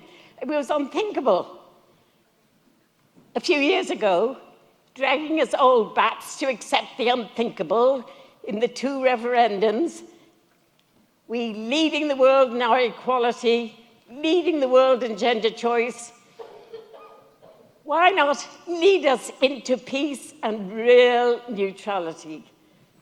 Go to the President with the Students' Union, SIPTO, and demand the university to bring all the anti-war groups. We have Zoom. We don't have to pay a penny for the leading lights of the world to come and tell us, consult with us, do they think we are a neutral country and should we not be? And I think we should do this and we get headlines. And the university would rise up in the point system. Why not invite the Russian ambassador here to hear his concerns? I heard his concerns a few years ago. Why not invite him here? Now, maybe our president might be a bit grumpy at all this, but as we had a little chat about your father, he knows what happened in the civil rights for the Gaeltacht. Yes, there was a little bit of maybe unorthodox methods. But I think that, Kieran, I think that you would be open to this idea that we make this university a real neutral university. Wouldn't that be a good idea? Anyway, also remember the fishermen went to the ambassador about their concerns. He listened to them, and their concerns were actually ratified. We must not get into this thing that we can't talk to people. Of course we can talk to people. So we have we have zero tolerance. We're saving the planet and ourselves with no plastic bags, no smoking indoors. And we even have a bilingual university, thanks to your father in the civil rights movement, saving and preserving our own language for our future generations, removing the triple lock. Will there be a younger generation after that? Anyway, in good spirits, bilingual university, I opened my little primer, 1961 for lesson 1. And here goes. The dialect is, I think you have to say, it's Darcy dialect. Tha an garsoon brochi. Tha an garsoon bronach. Níl ein Colleen Lucha. An will London Olive. Níl. Níl. Níl. Níl Aragat Ansha. Shin Maravi. Shin Mar Ata. Garani the Market.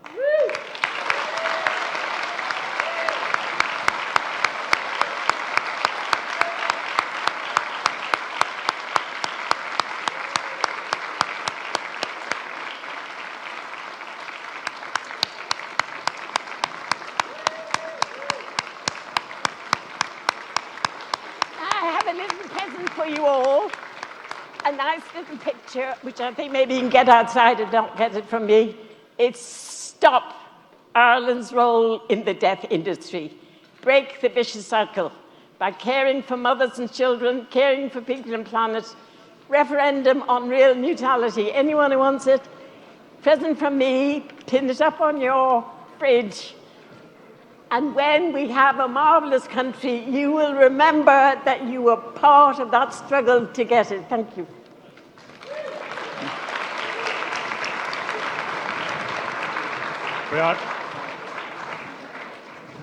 Pre honorables preces, todaque universitas, Carmeones, Rit Confectus, Finium Queso, Facius Huius, Convictonia Universitarii.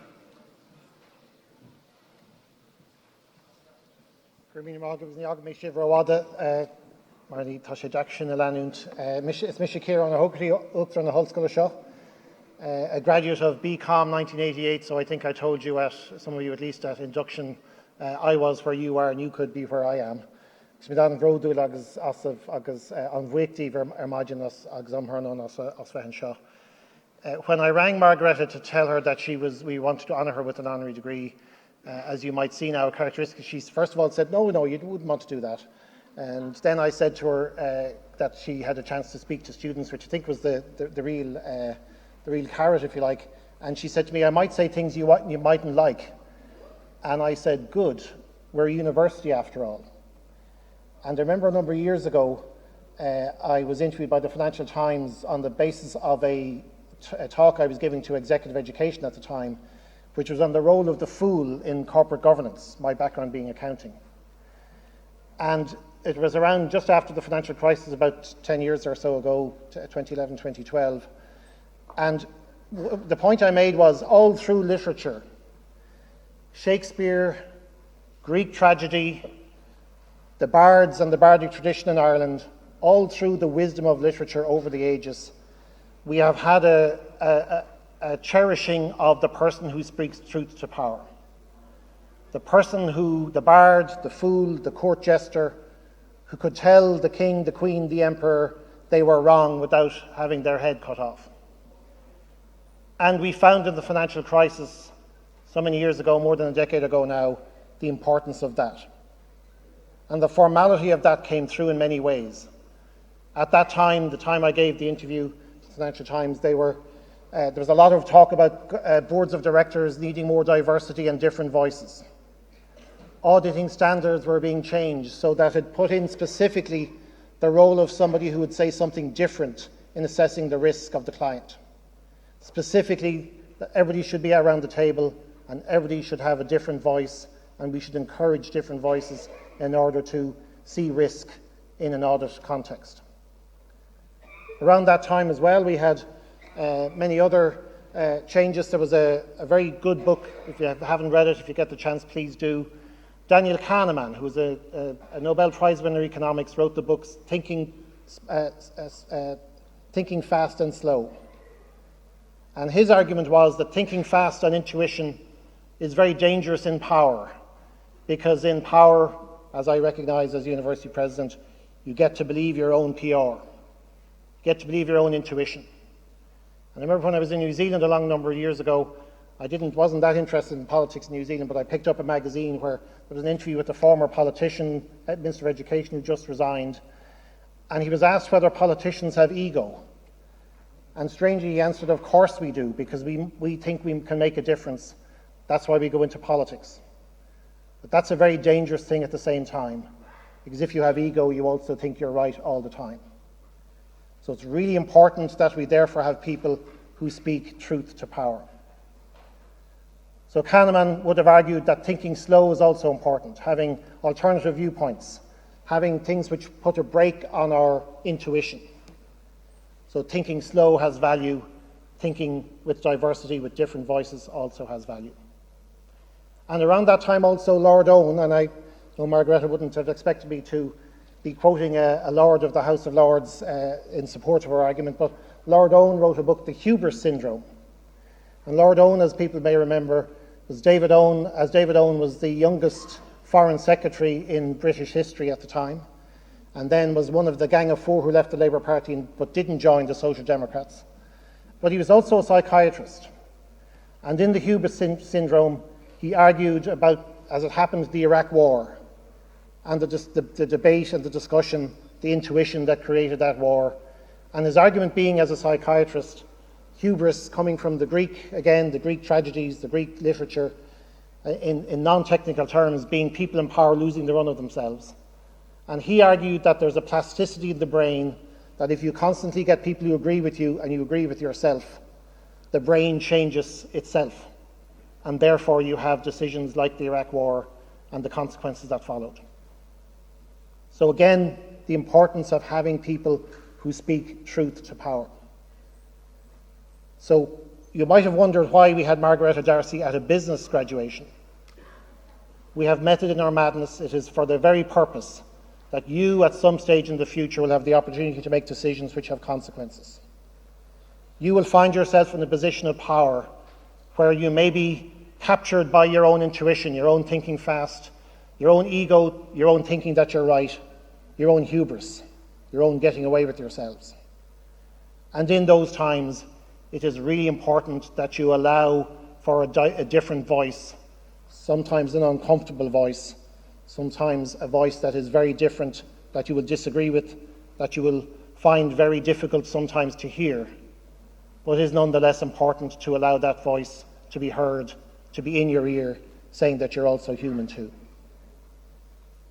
And a number of years ago, I taught accounting to equivalent to the Masters in Accounting here, and I always used to invite Peter McVerry to the class, because Peter, as you know, champion of the homeless.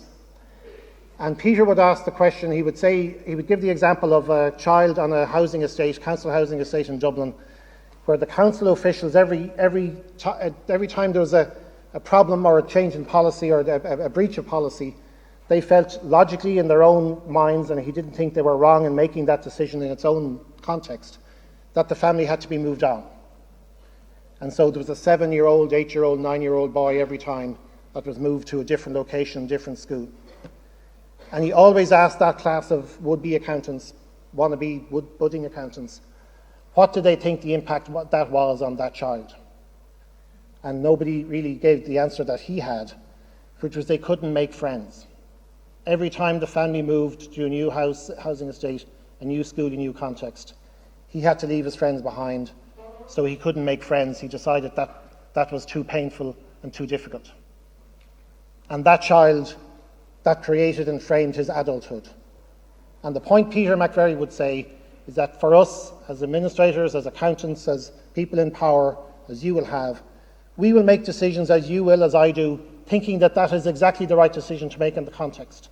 It makes logical sense as an accountant. Here's the spreadsheet that makes it so. But every single time there'll be a consequence to that decision that sometimes we don't expect.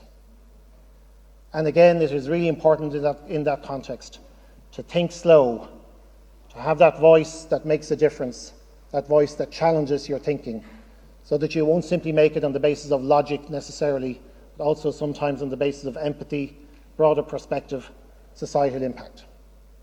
So that's the reason why today we are honouring Margaretta D'Arcy. That's the reason why today we are honouring her here. That's the reason why today I'm hoping that you will bring something from today's graduation that will be broader than the many great things you've learned with us here, that there's a broader context to the roles you may have now, but you may also have in future. And each one of you, when you came up today, had a particular dynamic and energy that you brought. That energizes me. People think it's a long day for me and it's tiring and so on. It's actually not. It's energizing. Because each of you bring your own energy, dynamic, personality, your own bounce to the stage. And each of you, when you leave, will bring your own dynamic, your own energy, your own personality, your own bounce. And I really encourage you to maintain that sense of yourselves in the world, the difference you can make. And each of you, when you come up, also said thank you. And again, as Marok's on the Hull School, as president of this university, I first of all thought it's great we're graduating polite graduates. But secondly, I responded also by Gormorgav and thank you, because in fact our thanks is due to you. You decided to study with us here, you stayed the course in sometimes very challenging times, and you also came here today to be our graduates, and it's our privilege to be here with you. So on behalf of the University of Carna Hull School, Gurmeen Morgav, thank you all.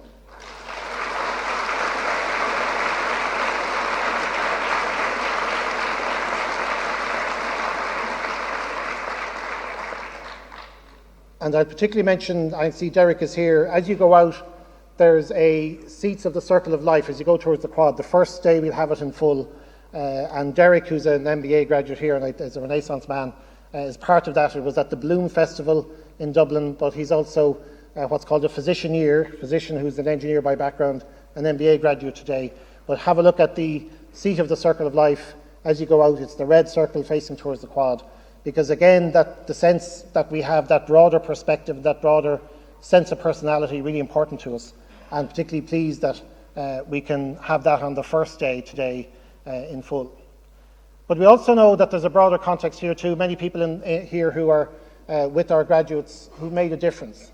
Friends, family, fans who sometimes swooped and hollered and gave life to this graduation.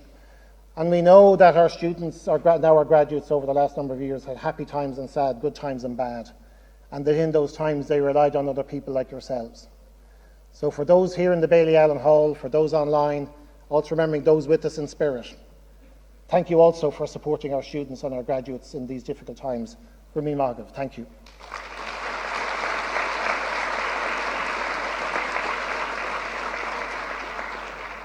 And thank you also to my colleagues, Sarkana Hull School and Morocco and Old School Show, Walla Buikas a Gawal, Lo Shu Dilly, Gitaling and you, or Golakaha, each should not Fager Lo Velling, Margaret Rodiella, Agus Obrella, Ganoella, Ledenavaka.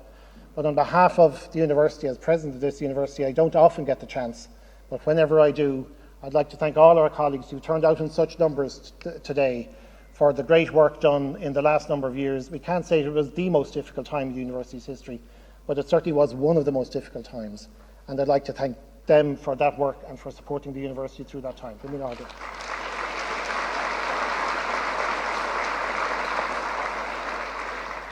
And Margareta laid down a challenge in many ways to us all, and in some ways to me as president of this university. And I am, as she asked why we would ask her to come to be an honorary graduate, but she also said, I may say things, as I mentioned earlier, that you don't like. And that is the hallmark of a university, that we have debate, we have disagreement at times, respectful disagreement, but that we also value dissent, because dissent has a very important role to play in making sure not that the role of the fool is not that the dissenter is the fool, but the person in power sometimes is the fool and needs to be challenged. Needs to be told sometimes that we're wrong, needs to be told sometimes that we need to think slower, need to sometimes told that hubris is a danger for us all and a risk for us all. And therefore I'm particularly pleased that today we honoured Margareta Darcy for that work, because it reminds us all of our fallibilities and all of our responsibilities to each other. And people in power like myself sometimes like the status quo because it suits us. And sometimes we need that, we need somebody to come along and shake it up. And I'm particularly pleased that Margareta Darcy has done that, and that today we can honour that work. Harkian the Hulscola, Win Mogivillig, Ganari Liva Mokinshaw, and always have that sense of perspective, sense of ourselves in the world, and the difference you can make as graduates of this university. Win Mogiv, thank you.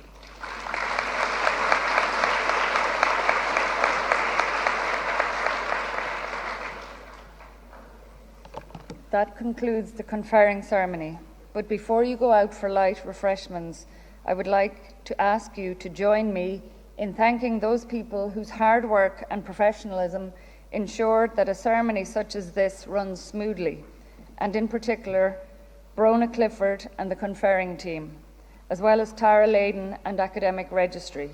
In addition, let me thank staff from the President's Office, administrative staff from college and school offices, audiovisual staff from the Centre for Excellence in Learning and Teaching, the Marketing and Communications Office, Agus an Service Ostracon. So that concludes the ceremony. Gonairi and Boherlin.